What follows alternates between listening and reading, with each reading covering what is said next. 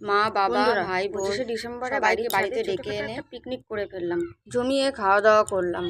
খাওয়া দাওয়া শেষে একটু সর্ষের জমিতে গিয়ে কিছু পিক তুলে নিলাম আর একটু রিলসও বানিয়ে নিলাম। সর্ষের জমিতে গিয়ে ভিডিওগুলো করেছিলাম, সেগুলো তোমাদের পরে শেয়ার করব।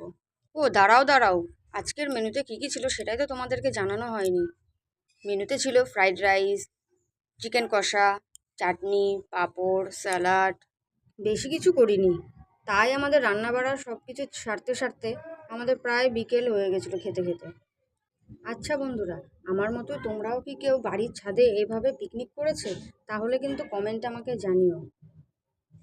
ভিডিওটা যদি ভালো লেগে থাকে ভিডিওটাতে একটা লাইক করে দিও।